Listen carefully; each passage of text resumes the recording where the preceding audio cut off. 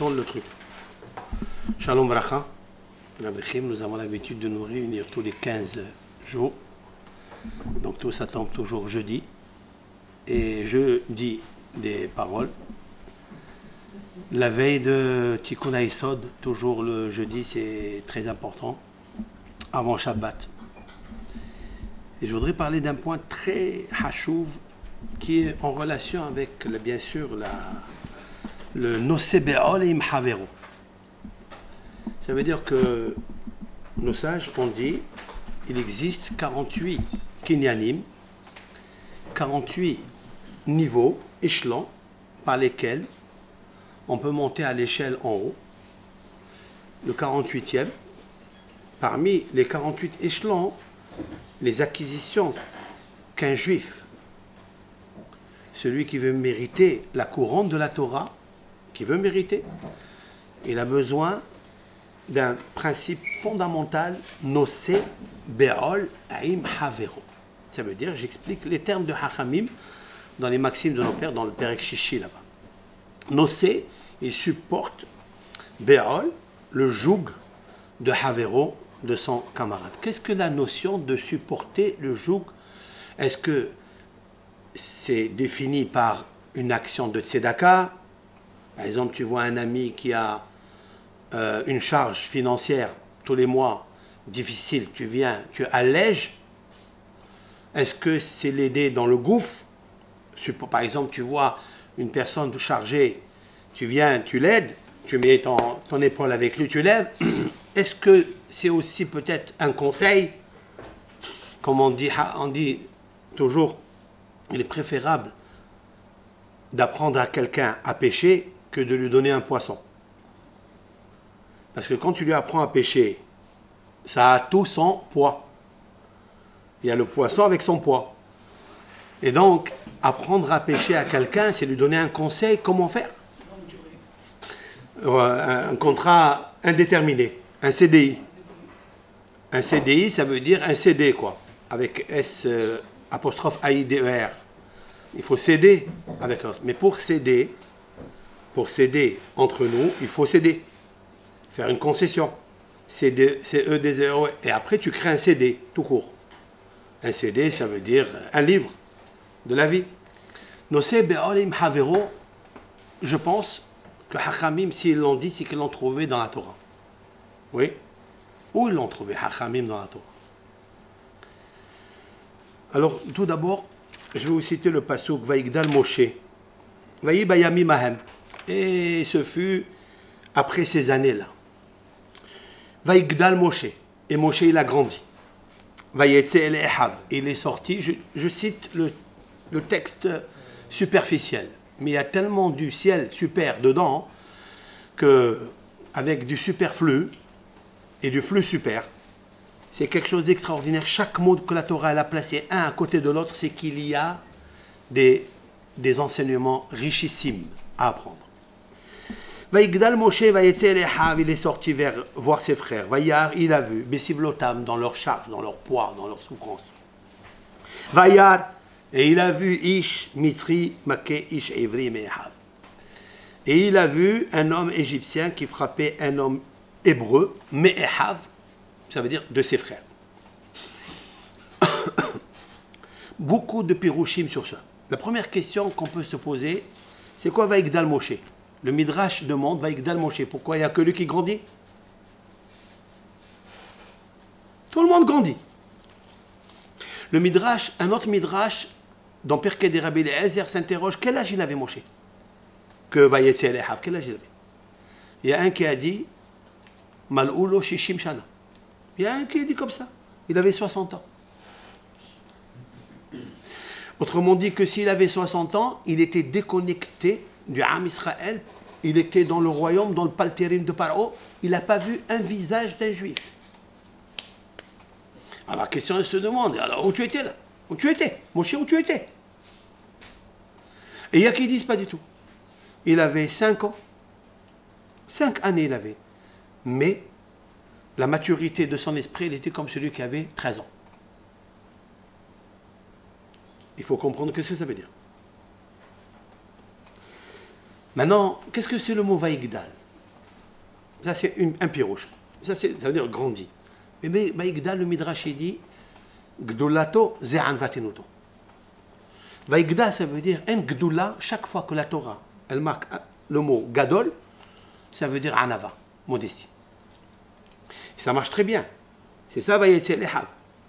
D'après ça, c'est magnifique. Parce que Vaïgdal, comme il a grandi dans la Anava, alors il est sorti.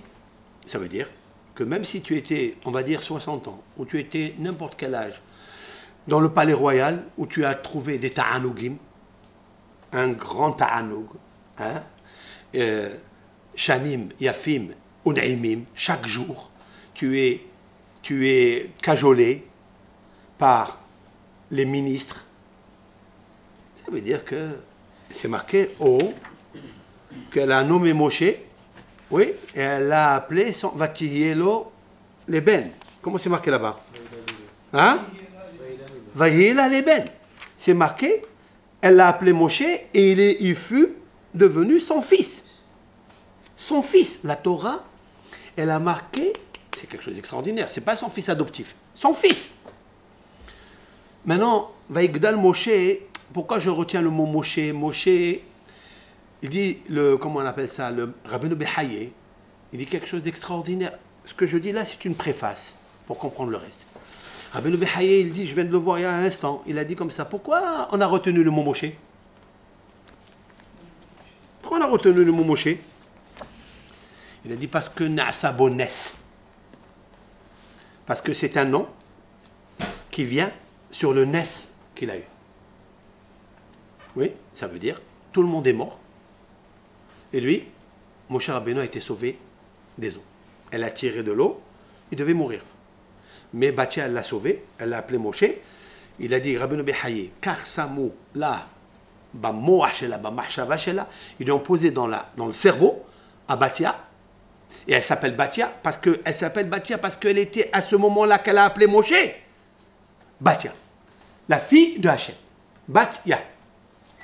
Et de là, elle est montrée à une madriga, un niveau tellement immense, grandiose. Et pour connaître sa madriga de Batia, Rabbi Shimon Bar Yochai, dans Idrazota, avant de mourir, il a voulu chercher sa place. Quelle est sa place dans Gan Eden? Il a dit à tous les 10 Haverim, il leur a dit, attendez-moi, je vais m'absenter quelques minutes, je vais demander au Rosh Yeshiva, son Rosh Yeshiva. Il a un Rosh Yeshiva en bas, il a un Rosh Yeshiva en haut. Parce que qui va être le Rosh Yeshiva dans une grotte comment il s'appelle de Bish Ma'amari Hay? C'est qui? Il y a qui disent c'est Mikaël, il y a qui disent Sarat Torah, il y a qui... Non, le Rosh Yeshiva, c'est pas Elia Navi. Le Rosh Yeshiva, c'est un malach. Il est monté, il a vu, il était sa place, ils lui ont donné une place, il a dit non, je ne veux pas celle-là. C'est moi qui choisis. Il est parti, il a choisi la place à côté de Ahia Sheloni. Ahia Shiloni, c'était un navi, un grand tzaddik, un prophète, au temps de Yerovam ben Nevat. Et Ahia Shiloni, il a dit d'ailleurs, Rabbi Shimon Bar Yochai, si moi et mon fils, on se met ensemble, on pardonne depuis Adam Arishon jusqu'à moi et mon fils. Et si Ahia Shiloni se met avec nous, on pardonne de maintenant jusqu'à la fin des temps. C'est-à-dire, on retire et on adoucit Midatadin. Comme ça, il a dit Rabbi Shimon Bar Yochai, avec Ahia Shiloni. Pourquoi Ahia Shiloni? Qu'est-ce qu'il a fait? Ahia Shiloni, il a fauté. Lorsque Yerovam ben Nevat, il a voulu créer les Bammot, c'est-à-dire les sacrifices en dehors de Jérusalem, et c'est là où il a fait la mahloket avec Shlomo HaMelech, il a divisé la malchoute. Celui qui lui a donné l'autorisation, c'est le Navi Ahia Shiloni. Donc, il a participé à Ahia Shiloni à Avodah Zarah. Oui, il a participé à Avodah Zarah. Ce qu'ils ont fait à Avodah Zarah. En quelque sorte, il lui a donné la signature, tu as participé. Beshogeg. Rabbi Shimon Bar Yochai, il est 13 années. Il dit le Harizal et Rama Mipano qu'il a passé dans la grotte, c'est pour corriger la faute de Ahia Shiloni. Là-bas, dans la grotte, il a fait Yehud Hashem. Il s'est consacré toute sa vie à la Torah, chez Birtav, Torah chez Be'alpé, au Sodot de la Torah, pour embellir Akadosh Baruch Hu. Il a dit le Harizal, et quelle est la preuve qu'il est venu corriger cette preuve? Parce que quelle est la première parole que Rabbi Shimon Bar Yochai, par laquelle il a commencé son discours? Par quelle parole il a commencé son discours, Rabbi Shimon bar Yochai, Elohé Masecha lo ta'asu lachem. Les premières paroles qu'il a voulu développer dans la Torah, laquelle des mitzvot, lo yhi elecha Elohim acherim, de ne pas avoir un dualisme avec Anochi Hashem Elokecha. Et pourquoi il a commencé par ça? Il a Vaddaï pour corriger le head de Haya Shiloni qui a été avec Yerovam Nebat. Et c'est pour ça qu'il s'est permis, Rabbi Shimon bar Yochai, de dire au Malach, non, non, tu ne m'amènes pas là-bas. Je veux que tu m'amènes à Haya Shiloni, parce qu'Haya Bemadriga Gedola, Gedola, Gedola. Et Rabbi Shimon bar Yochai, Zacha, hein, les Aalot Oto, il a dit plus que moi, Zachiti, alors moi aussi je monte avec lui. Mais pourquoi je vous ai apporté ça? Parce qu'il a voulu savoir où était Batia. Il a demandé où est Batia. Dans quelle place est la Batia? Toujours ça l'intriguait à Rabbi Shimon bar Yochai. Les Imaot, on sait où elles sont. Mais Batia, qui a eu le zrout, le mérite de sauver Moshe. D'accord? Il s'est dit, quel est le mérite de celui qui fait un sauvetage, oui, d'un enfant juif? Je veux savoir c'est quoi. Et là, ils lui ont montré, là, d'abord Sarah, après Rivka, Rachel, Léa, Yochevet, Myriam, et celle qui vient après, en 7e position, Batia. Toutes les matriarches, quand il vient Moshe Rabbeinu tous les jours, escorté de milliards de malachim, Moshe Rabbeinu, je vous cite le Zohar, hein, les milliards, les Imarot, elles peuvent voir de visu Moshe Rabbeinu, sans voile, de visu, sauf Batia. Batia, elle a une madriga, mais pas la madriga des Imarot. Elle a un niveau extraordinaire, mais on lui met un voile, parce qu'elle n'était pas juive de naissance. Et comme elle n'était pas juive de naissance, c'est vrai qu'elle a fait quelque chose de grandiose. Elle a mérité quand même la 7e place des matriarches, après les matriarches. C'est beau quand même. Pour nous dire, d'accord, combien quelqu'un qui s'occupe de sauver une personne, un matsil nefeshahat kosheken, celui qui sauve un nefeshahat mi Israël, 2 nefashot. Rabbi Shimon bar Yochai, il a appris de là que c'est ça Vaïgdal Moshe. Vaïgdal Moshe, ce nom de Moshe, il dit Rabbeinu Behaye, on l'a retenu parce qu'il y a une fille qui s'est mise en sacrifice, hein, contre l'opinion de son père et contre l'opinion de tous les astrologues qui ont dit qu'il va naître le libérateur du Ham Israël. C'est un garçon. Vous savez combien ça a pris de temps depuis la Gézéra jusqu'à la naissance de Moshe? Combien de temps ça a pris? 3 ans. 3 années, ça a pris. Combien de bébés juifs hébreux ils ont jetés dans le Nil? Rabbi Yochanan, il dit 10 000. Et Rabbi Shimon ben Lakish, il dit 60 000 bébés. Ils ont jeté.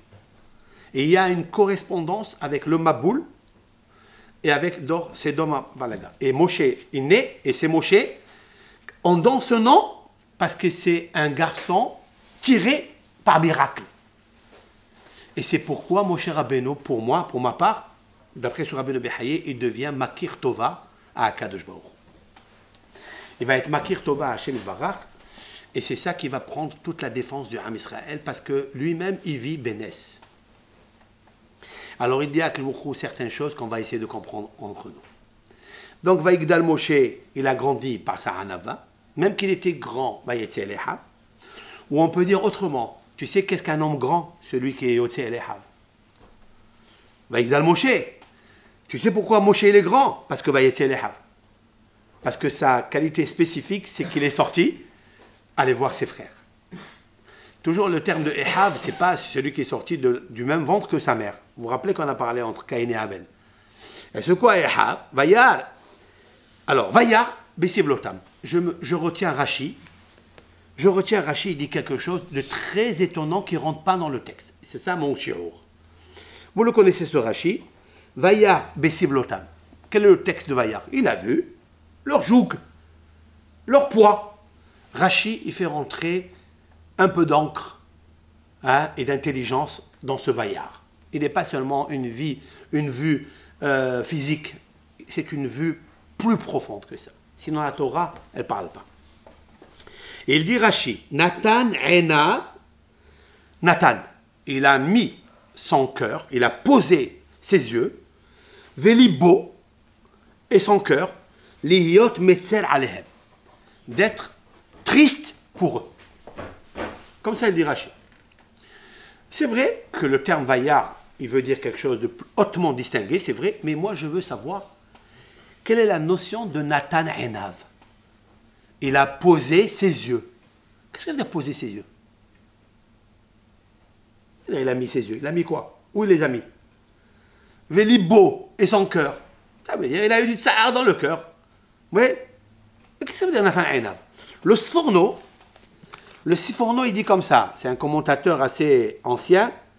Vayar besiv lotam, il a vu leur souffrance. Il dit le Sforno, Nathan libo, il a donné son cœur, l'irot, pour voir, Be'oni et Hav, la souffrance de leurs frères. Y a-t-il une différence entre le Sforno et Rabbeinu Amenora Teora Rashi, Alav Shalom? Rashi il dit Nathan Enav, Velibo, et Sforno il dit Nathan Libo, l'irot. Il y a une différence ou c'est pareil? Il me semble qu'il y a une grande différence entre les deux. Je vais vous l'expliquer. Le premier Vayar, c'est ça, Vayar Besivlotam. La deuxième, Vayar Ishmitzri.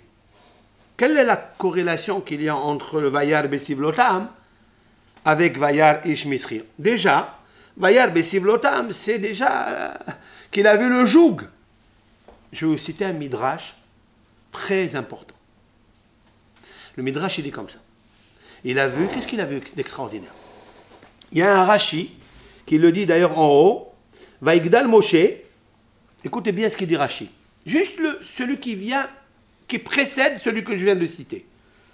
Amar, Vahalokvar, il demande Rashi, Vahalokvar kata Vaïgdal Ayeled. Vaïgdal Moshe, il a grandi Moshe, mais c'est marqué Vaïgdal Ayeled. Lorsque Myriam, elle a dit à Batia, veux-tu que j'appelle la nourrice pour l'allaiter? Elle lui a dit, vas-y, Helechi, prends-le. Elle l'a donné à la nourrice. Il a amené à Batia. Il demande Rashi. Qu'est-ce que la Torah nous ajoute? Il dit, Amar Rabbi Yehuda, Bar Bil'azar, Harishon la koma, Ve'hasheni la gdoula. Le premier, il a grandi de taille, physiquement. Et la deuxième, il a grandi la gdoula, à la grandeur. C'est quoi cette gdoula? Il dit, Amar, chez Minahu Paro, Paro, il l'a nommé Al-Beto, sur sa maison. Mais pourquoi il l'a nommé sur sa maison? Et Rashi ne nous explique pas. Il nous prive. Qu'est-ce qu'il y a eu entre Moshe et Paro pour qu'il le nomme l'Igdola, le prince d'Égypte? En fait, il ressemble un peu à Yosef. Oui, c'est qu'en fait, vous vous rappelez que Yosef, Paro, il l'a nommé. Et là, Moshe, il le nomme. Mais peut-être la corrélation qu'il y a, c'est que Moshe, il va s'occuper de Yosef. Moshe, il a la capacité, le seul, et je voulais voir quelle est la trouna, par quel mérite et par quel caractère on arrive à être grand et devenir grand aux yeux de Yosef, comme Paro, avec Paro.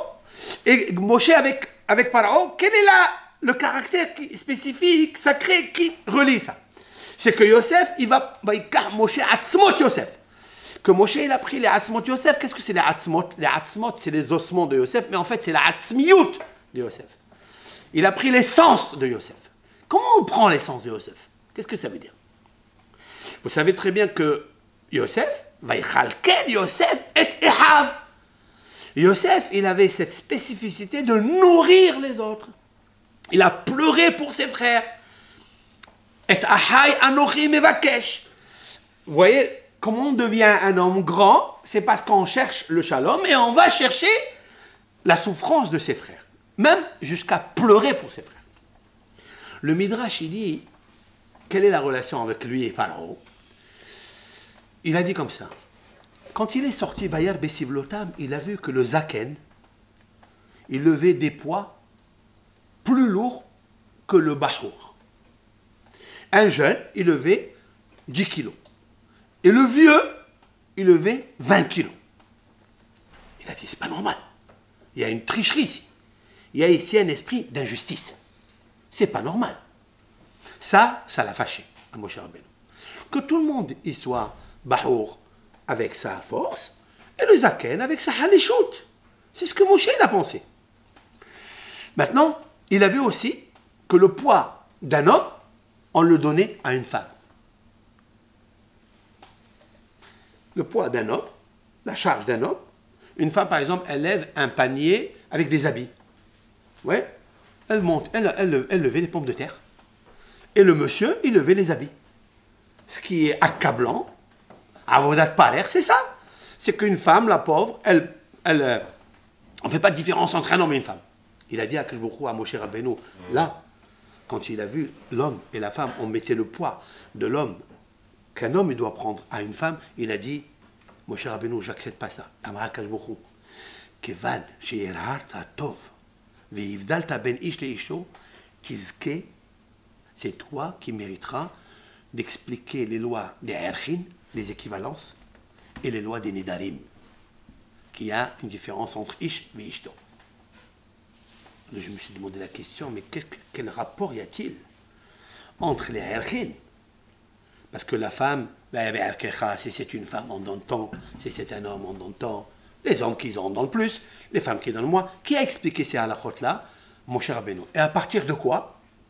À partir de ce ma'asé. Comme s'il n'avait pas fait cette hashva'a entre les hommes et les femmes, il n'aurait pas mérité de dicter les lois des mesures et les lois des nedarim, des vœux. Pourquoi?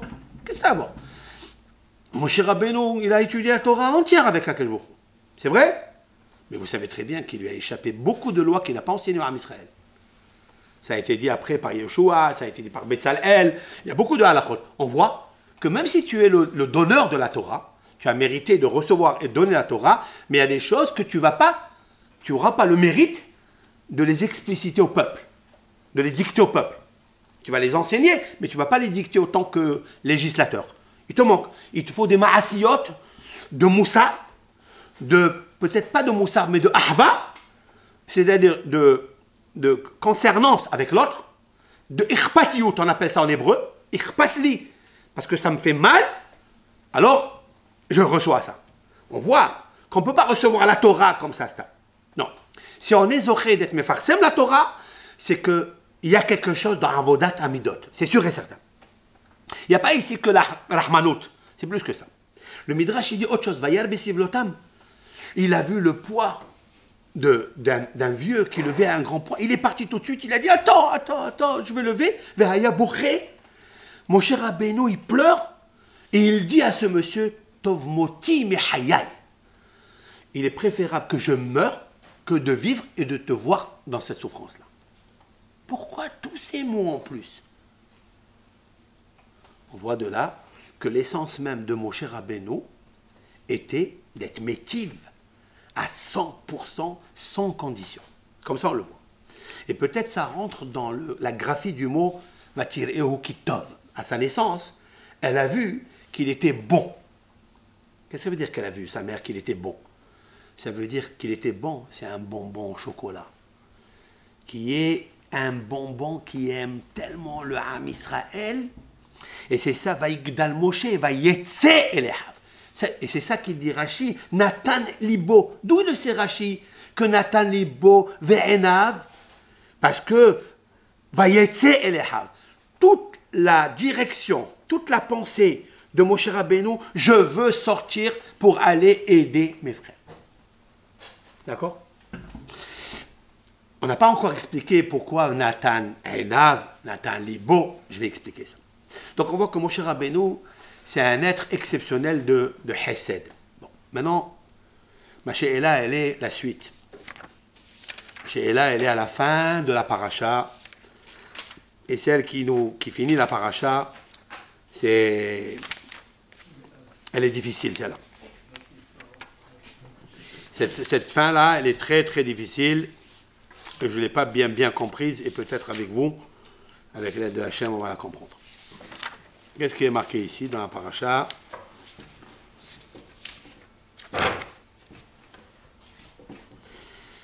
וישוב משה אל העם, ויאמר, ויאמרו עליהם, יראה השם עליכם וישפוט השם. Je vais traduire les mots. Moshe Rabbeinu, il vient de la part de Hachem et il dit au Ham Israël, Pakod Ifkod Etrem, Hachem Ilbarar, il va vous sauver, ne vous en faites pas, je viens en son nom. Très bien. Et voilà. Après, il a dit, il a dit, ah bon, tiens, vous avez le temps, tu as le temps de parler avec eux. Puisque tu as le temps de parler avec les bénis Israël, alors, donc ils ont le temps de réfléchir. Ils ont le temps de soupirer. Donc ils n'ont pas assez travaillé, quoi. Ils n'ont pas assez de travaux, je vais leur rajouter un peu de travaux. Il a dit, puisque je ne vais pas leur laisser la place de respirer ou de penser, comme il dit M. Sharim, que Paro, c'est comme un Tserara qui ne te laisse pas réfléchir. Ok. Il a dit, vous avez le temps de réfléchir, je vais vous ajouter. Il leur a dit, maintenant, vous allez chercher la paille vous-même. Après, Moshe Rabbeinu va yvgo'et Moshe ve'et Aharon itzavim nikratam betzetam me'et Paro. Et là, tout le Ham Israël, il attend Moshe qui sort de Paro. Va yomru alehem, yere Hashem alechem. וישפוט אשר יבאשתם את ריחנו בעיני פרעה ובעיני עבדיו לתת חרב בידם להורגנו. Ils lui ont dit, vous avez donné une épée, un glaive, entre les mains de Paro pour nous tuer. Ça veut dire, le travail, c'est comme le glaive, ça veut dire, il le met ici, il n'y a pas le temps de respirer, tu ne peux pas, ta gorge, elle est prise. C'est ça d'où je tire ça, qu'il n'y a pas de respiration. Il n'y a pas de xereb, il n'y aura pas de xereb, mais il n'y a plus de respiration. Strangulation, point à la ligne, on est strangulé. Alors, Vayashov Moshe el Hashem, Moshe il revient chez Hashem, Vayomar Adonai, Aleph d'Aleph Nun Yud. La semaine dernière, bon, maintenant on vous parle de Aleph d'Aleph Nun Yud. Écoutez bien ça, combien c'est réel, combien c'est vrai. Il dit Adonai Midat Adin, Lama Hareota la Hamazé, pourquoi tu as fait du mal à ce peuple? Lamma, le premier, lamma, c'est pas lamma. Lama. Lama. Hareota la hamazé, je vous dis la différence. Le deuxième, lamma, zé, chez l'ahtani. Pourquoi chez l'ahtani? Pourquoi il disait lama zé? Lama chez l'ahtani. Qu'il dit lama zé chez l'ahtani. Lama chez l'ahtani. Ok? שאלה טובה. Maintenant, ומאז באתי אל פרעה לדבר בשמך. Je suis venu, j'ai parlé en ton nom, tu m'as dit Ehi asher ehi, je vais les sauver. Hera al hamazé. Tu as fait du mal à ce peuple. Vehatzel lo hitzalta et amecha. Et tu n'as pas sauvé. Aucun sauvetage.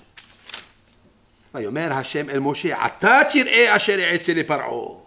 Il dit maintenant tu vas voir. Quoi, mais maintenant tu vas voir. Qu'est-ce que tu as dit de particulier pour dire maintenant tu vas voir?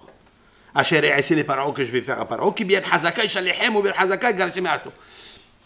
Rabotai, ici, les Mfarshim, ils discutent est-ce que Moshe Rabbeinu il a fauté ou il n'a pas fauté en disant Lamma Arehota Laha Alsem.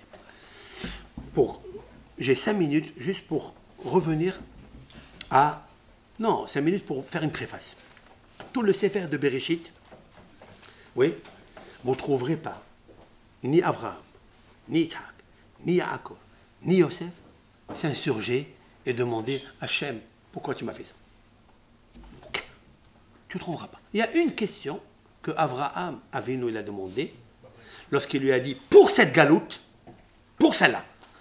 Il a dit il a dit Bamme eda ki irachen. Comment saurais-je? Il n'a pas dit Lama. Lama, il n'a pas dit. Il a dit Bamme, juste, je veux savoir comment. Il a dit bon, écoute, que je lui a compté les Zdaka. Mais il lui a dit Adoua Teda qui guérit les Zdaka. Est-ce que Adoua Teda c'est une réprimande pour Abraham? Ou bien non? Ou bien il a voulu lui dire il a discuté. Il a lieu à discuter. Est-ce que c'est une réprimande? Il lui dit Adoua Teda qui guérit. Ou bien non, Adoua Teda, au contraire. Tu veux savoir pourquoi? Alors je te dis Adoua Teda qui guérit les Zdaka. Le but de la galoute, c'est Yadoua Teda. Ça veut dire, c'est pour t'augmenter la date. Pourquoi il n'a pas dit, les enfants, ils vont être en galoute? Non. Bah, mais Eda, tu as demandé, bah, mais Eda, ça veut dire comment je vais grandir? Comment je saurai qui tu es, Hachem Yitbarach? Et qu'est-ce que tu veux de moi? Il dit, il y a Douateda qui guérit les Arabes. Il y a Douateda. Vous savez très bien, d'après les Mekoubalim Zohar, que la galoute, que dit Haramban, c'est l'Exode, comment s'appelle la galoute de Misraïm? Galoute Hadda'at. C'est quoi galoute Hadda'at? C'est la galoute de l'amour. C'est quoi Da'at? C'est pas la connaissance. Vayeda Adam et Hava Ishto. Et Adam a connu sa femme. C'est quoi il a connu? Vatahar, elle tombe enceinte. Parce que tu la connais, elle tombe enceinte. Elle a connu, ça veut dire il a eu le zivoug. Ça veut dire il a eu la hibba, il a eu la ahava. Et la ahava et la hibba s'appellent da'at. Voilà comment ça s'appelle. Oui?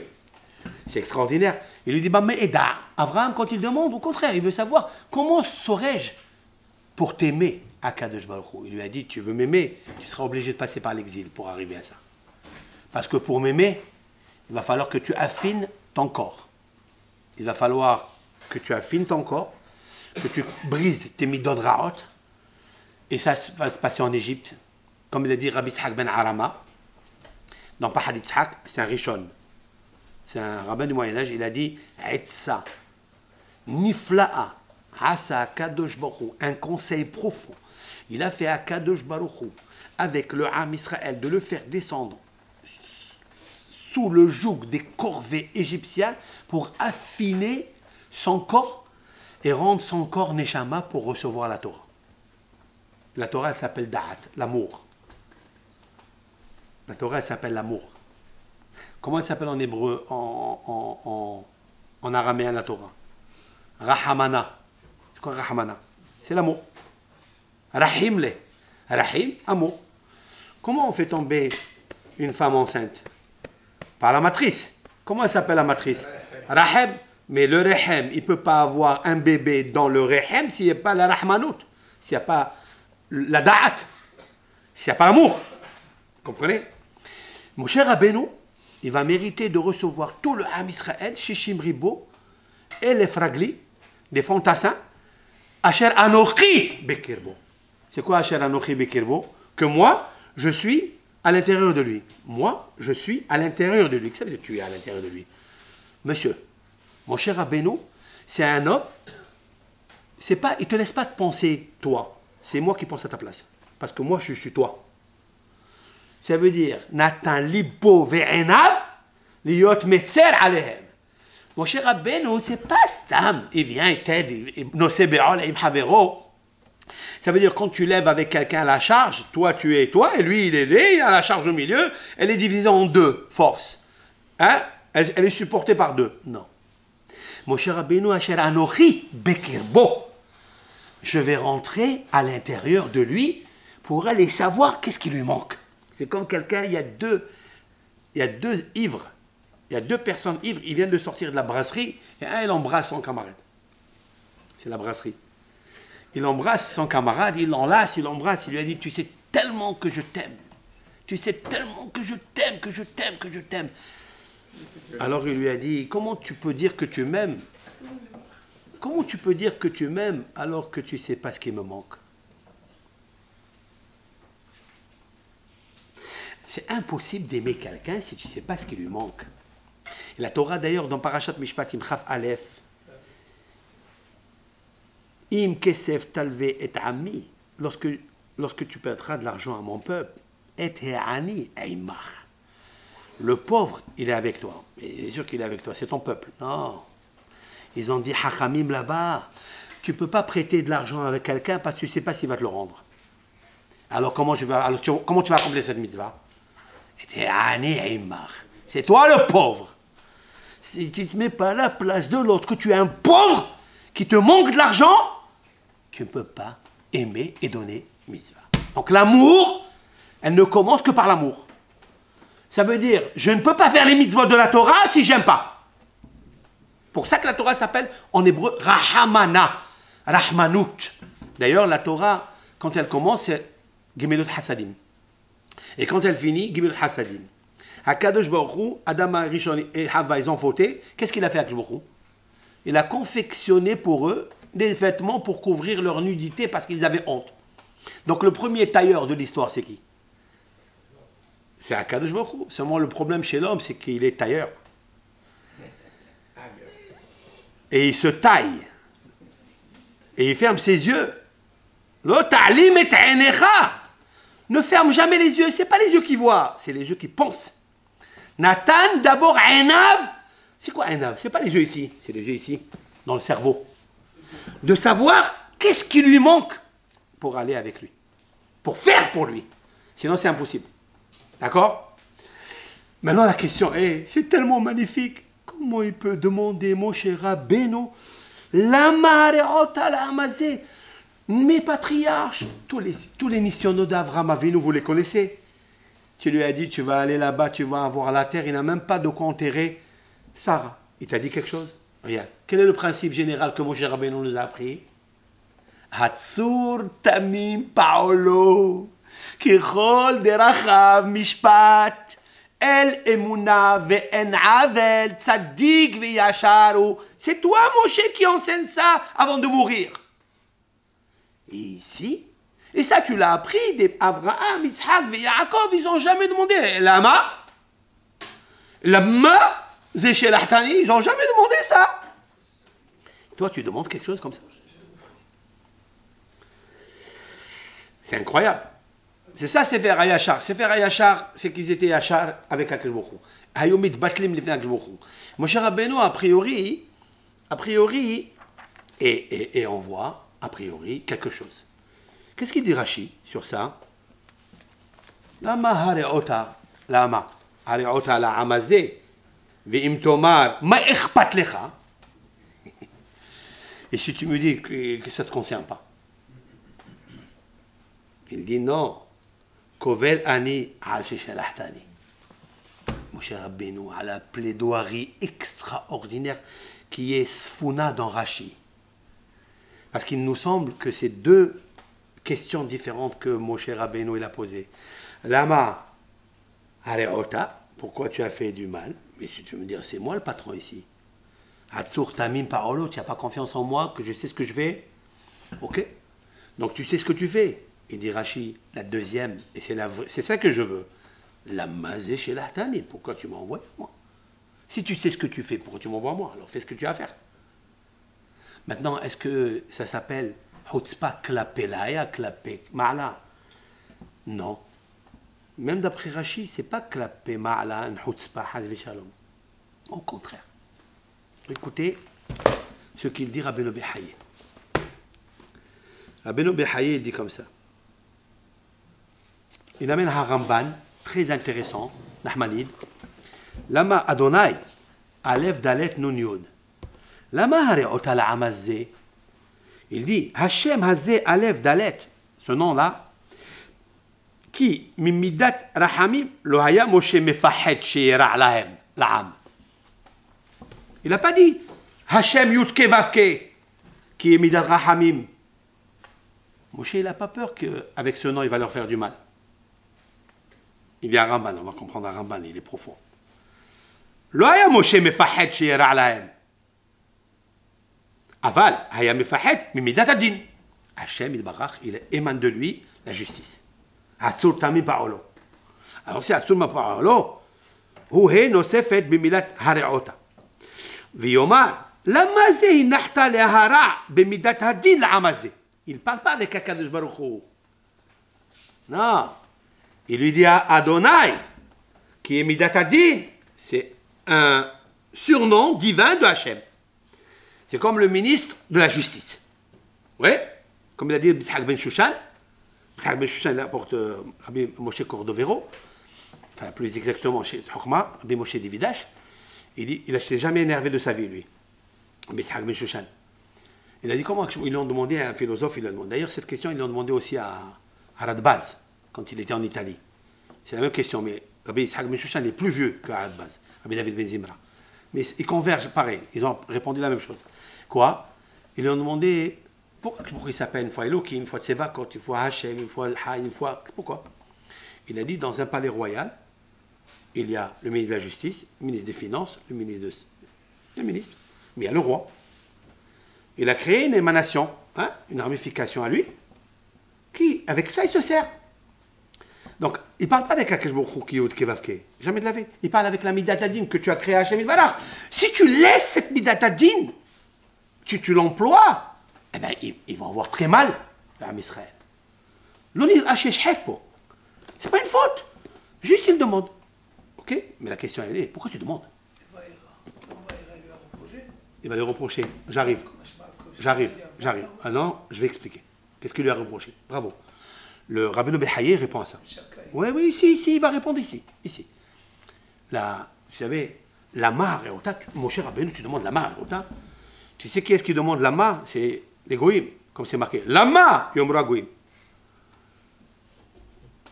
Yomra Goïm, c'est les Goïm qui demandent la Mar. Tandis que toi, Ashrei Ha'am, Shekachalo. Ashrei Ha'am, le peuple qui Shekachalo. Ce que tu lui amènes, Tsotam Baolo. Avant lama, c'est Yomra Goïm, c'est les Goïm qui disent lama. Mon cher Rabbeinu, qu'est-ce que ça veut dire? D'après Haramban, il a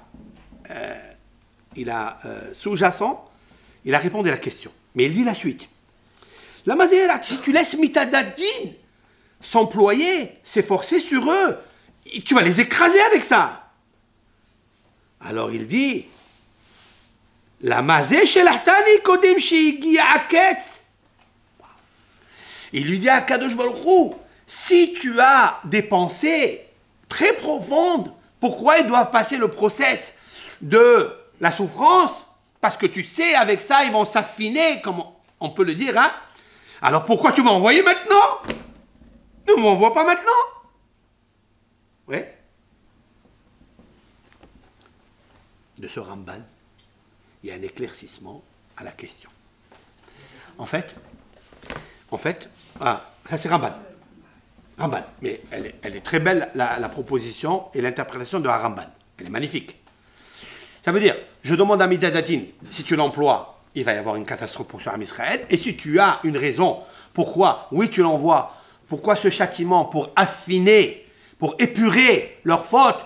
D'après les kabbalistes, les fautes de Adam Arishon, des 4 générations qui ont suivi, Enoch, Sedom, Apalaga et comment on appelle ça? Et Maboul, d'accord? Comme c'est marqué, Hamotzi etrem mitahat sivlot Misraim, qui vous a fait sortir des jougs égyptiens. Hamotzi etrem mitahat sivlot Misraim. Le Harizal il dit, He, Aleph, Mem, Sameche, MC.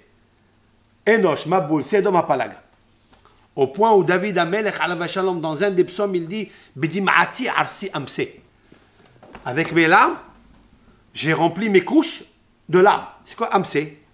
Il a dit le Harizal, Aleph, Mem, Sameche, Enoch, Maboul, Sedom, Apalaga. Les 4 générations se trouvaient dans David, c'est pour ça qu'il était rouge, parce qu'il a supporté toutes les rigueurs de Ma'adim, de la planète Mars, et il voulait corriger avec les Hatzot, avec les Dma'ot. Enfin, Moshe, c'est lui qui corrige maintenant.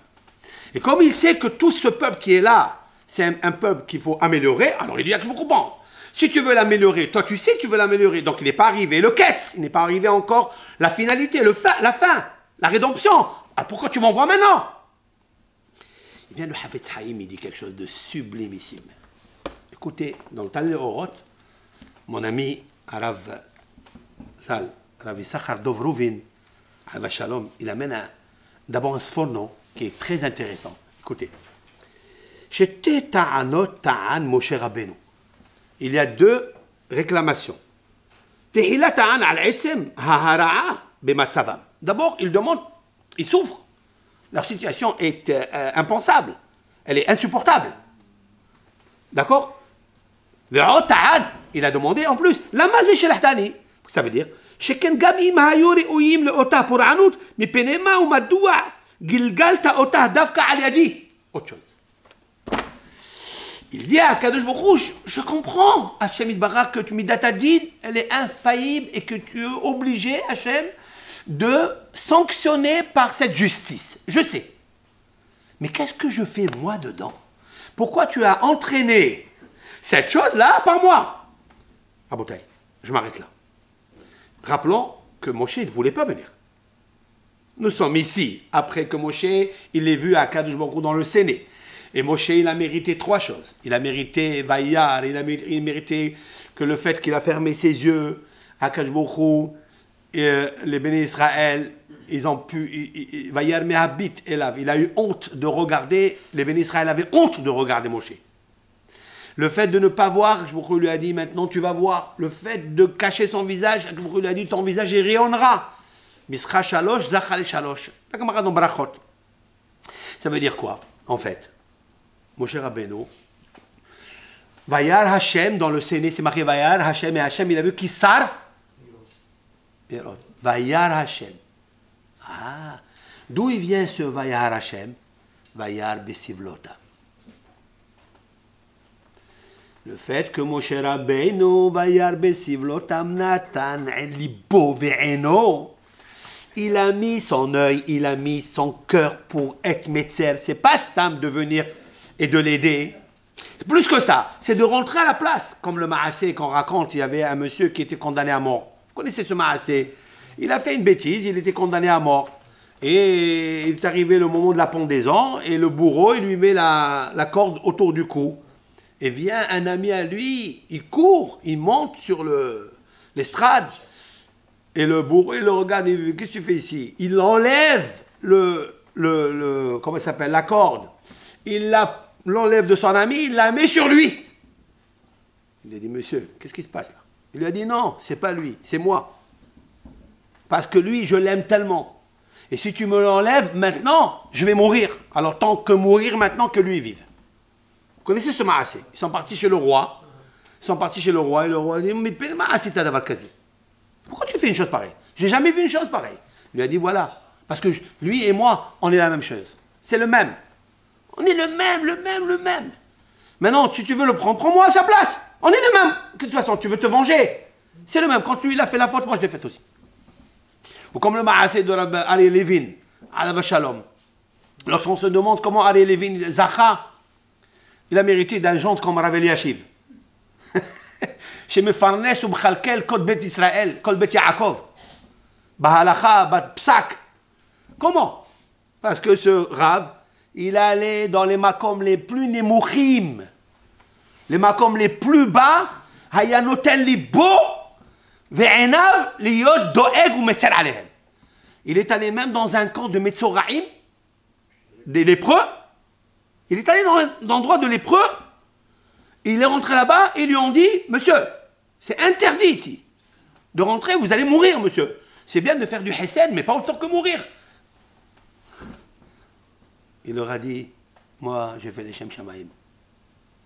Et je ne meurs pas. Dieu va me protéger. Qu'est-ce que ça veut dire? C'est une réponse, ça? Mais comme Sakana, c'est marqué dans la Gemara, que c'est assourd. La réponse, elle est, mais moi, c'est eux. C'est pas deux choses différentes. Et où il a appris ça? Les Dati. Moshe. Tov moti mehayai. S'il a dit moti, tov moti, c'est un slogan, des paroles comme ça en l'air. Pas du tout. Tov moti, il veut mourir à la place. Où on est? Où on va? C'est grandiose. C'est énorme. Ça veut dire quoi? C'est comme l'autre, il a dit que pour donner la tzedaka, hein, quand il y a un Ani qui vient chez un Hachir, il lui dit, il y a une question qui se pose. Pourquoi Hachem il a créé la Pikorsout? La mécroyance. Pourquoi il a créé Hachem Barasa? Crée uniquement l'unicité de Dieu, la croyance en Dieu, la foi. Pourquoi tu crées cet oubli de croire en dualisme, en avodazara? Il a dit pourquoi? Il a dit pour toi, il a créé pour toi. Comment pour toi? Ça veut dire pour moi. Mais moi, je peux vivre avec Anochi Hachem Elokecha. Pourquoi Loï Elohim Ahim Alpanai? Il a dit la chose suivante. Quand il vient un Ani chez toi, pour te demander de savoir être Ani Imach, de savoir que vraiment lui, il souffre. Oui? Vraiment, il souffre. Qu'est-ce que tu lui dis, toi? Tu dis, Kadosh Baruch Hu, il est Gadol, Mfarnes, mais Betsekinim, Alkanerimim. Hachem, il va être Mfarnes Otra. Il a dit là-bas, sois Pikoros, monsieur. Pour ça, tu dois être un mécréant. Tu dis, non, c'est pas Hachem qui doit être Mfarnes, c'est moi qui dois faire le Hesed avec toi. Moi, je fais le Hesed avec toi. Par contre, quand il s'agit de moi, alors je dois être Ma'amim Be'emunah Shlema pour moi. Donc on voit de là, il vient Havetz Haïm, il dit quelque chose de magnifique. Il dit, Haïtachen chez Moshe, Hein? Est-ce que Moshe il peut s'insurger comme ça sur les midot? Voilà, c'est marqué, il le dit. Tzotami Paolo, Kicholderach Mishpat. Bekartaan. Hachem. למה הרעות על העם הזה, למה זה שלחתני? הרעה והסבל הינם תוצאה מזה ששלחתני. הוא dit autre chose de Hafetz Haïm Alavashal. Le Sforno il a dit, et le Ramban il a dit, pourquoi tu m'as envoyé à moi? Tu m'as envoyé à moi, je n'ai rien à faire avec ça, puisque toi Hachem tu connais le Ketz, tu connais la fin, tu sais combien tu dois faire un malade. La Torah elle a dit que lorsqu'on lui envoie des souffrances, à l'Éternel, il a dit aux souffrances, il leur a dit, vous allez rester chez cette personne tant et tant de temps. Et après, vous devez le quitter. Les souffrances, les malachim que Dieu l'envoie pour épurer l'homme, pour l'affiner, pour qu'il croie en Hachem, qu'il fasse tchouva, ils sont de confiance et de fidélité. Il vient à un moment et il part à un moment. Il ne peut pas rester là-bas chez lui. Oui? D'accord? Alors, toi tu connais le Ketz, alors je sais, toi tu sais, alors ne m'envoie pas à moi. Qu'est-ce que je fais ici, moi? Hafetz Haïm dit autre chose. Il dit, c'est moi la cause. Pourquoi? Umeaz, bati el Paro. Depuis que je suis venu à Paro, donc je ne suis pas un bon dirigeant, je ne suis pas un bon tov. Mais Rabotai, il y a plus profond que ça. Ça fait partie, cela, de la plaidoirie de Moshe Rabbeinu. C'est une façon de dire, quand tu verras Moshe, que Hachem Yitbarach, devant lui, ils font, lorsqu'ils font le Hegel, ils créent un dualisme avec Akadosh Baruch Hu, une rivalité, et Hachem il a dit, allez, allez, lâche-moi, s'il te plaît. Parce que Moshe Rabbeinu, il le tenait comme ça, dit la Gemara. Il le tenait par ses habits. Il dit, Hachem, je ne te lâche pas, tant que tu ne pardonnes pas. Hachem il a dit, allez, enlève-toi. Je suis en colère. Je vais les anéantir et je ferai de toi un autre peuple. Qu'est-ce qu'il a fait, Moshe Rabbeinu? Il a dit, mais qu'est-ce que tu veux de moi? Si tu veux les effacer, efface-moi. C'est ce que je suis en train de dire. C'est ce que je suis en train de dire. Là. Asher anochi bekirbo. Mais si tu effaces un, tu m'as passé à moi. Je ne veux pas. Ça ne m'intéresse pas. Ça, c'est une grandeur extraordinaire pour être zoché à la Torah. Parce que la question est de savoir pourquoi Hachem Yitbarach, devant lui, ils font. Pourquoi il accepte? Il a dit, Hitani bidvarecha. Hein? Ve'ulam hayani, c'est quoi la suite? Ve'ulam hayani, dans là-bas. On peut. Hayani, je suis vivant, mais je sais que Hachem, il est vivant. Il dit non. Il explique le Rashba. Le Rashba, il explique dans cette Gemara dans Brachot, la Medbet, Amoudbet, il explique Hitani bidvarecha. Tu as fait vivre moi dans le Ham Israël. Qu'est-ce que ça veut dire? Parce que toi, tu es dedans. Si toi, tu es dedans, donc moi, je suis dedans. En tous les cas, Moshe Rabbeinu et Akadosh Baruch Hu, ils sont inséparables. C'est la grandeur de Moshe Rabbeinu.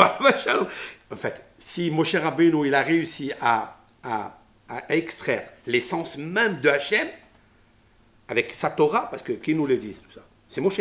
Pourquoi toi tu as parlé avec Hachem? Moi j'ai parlé avec Hachem. Quelqu'un a parlé avec Hachem? Abraham il a parlé avec Hachem. Mais il t'a amené la Torah? Il n'y a que Moshe. Pourquoi? Parce qu'il a posé des questions. Une fois ils ont demandé Ktav Sofer. Ktav Sofer il avait une question qu'il a demandé à son père. Wahtam Sofer. Wahtam Sofer il a mis 4 jours pour lui répondre. Alors son fils il lui a dit papa tu avais la réponse en 1 seconde. Pourquoi tu ne me l'as pas dit? Il lui a dit je vais te dire pourquoi. Pour te dire qu'il ne faut pas poser des questions. Apprends aussi à ne pas poser de questions. Et même quand tu as des questions, tu peux passer. T'as à voir. Il n'y a pas de problème. T'as à voir. Tu passes. Alors Moshe Rabbeinu pose la question. Toutes les questions qu'il pose Moshe Rabbeinu, ce n'est pas pour Hasve Shalom, avoir un safek. Aucun safek. Tu sais pourquoi? Je vais vous dire pourquoi. Tous les avot et les trucs, ça concerne eux. Ça concerne un individu. Ça concerne sa famille. Mais là, ça concerne le Ham Israël. Là, c'est nouveau, ça concerne le Ham Israël. Et Moshe Rabbeinu, il ne pourra pas s'en passer sans le Ham Israël. L'amour du Ham Israël qu'il avait, elle était tellement grande que Hachem Yitbarach lui a donné la Torah, parce qu'elle comporte les 600 000 âmes du Ham Israël. C'est pour ça que Moshe Rabbeinu, il a la Torah, parce qu'il a défendu, c'est pas une famille, sa famille, comme Noah, comme Abraham, il a défendu Yitzhak, comme etc., comme Yaakov, ses enfants. Non. Il a défendu ce qui n'est pas à lui, ce qui n'est pas à autre. Et c'est ce que Rav Steinman, je terminerai avec ça, à la Shalom, il avait combien d'échivot il avait de kollel, Rav Steinman? Il a fait passer des milliers de dollars, des millions d'euros de dollars dans ses mains. Vous ne trouverez pas dans aucune yeshiva un de ses gendres, un de ses fils, un de son beau-frère, un de son... Rien. Habib. Rien. Aucun. Aucun. Ça, je l'ai entendu de Rav Ben Porat. Il a dit ça. Il a dit, l'otim c'est ou ehad, lama, naki. Comme dans les tolaïm, comme dans les carottes, il n'y a pas de tolaïm. Il mangeait des carottes parce qu'il n'y a pas de tolaïm. Dans ces mitzvot, il n'y a pas de tolaïm. Il n'y a pas. La mazachal yotra ban chez Israël. Pourquoi? Comment on les aurait? C'est un vrai hesed. Un vrai amour du Ham Israël. Ah, mets ton fils. Mets ton genre. C'est des gdolim. C'est des anakim. Monsieur. Non. Non. Je m'efface, moi, pour les autres. C'est ça le petit cours que je voulais vous faire avec l'aide de Hachem. À tous ceux qui nous regardent, bracha ve'atzlacha b'zchut Aaron ou zchut Moshe Rabbeinu.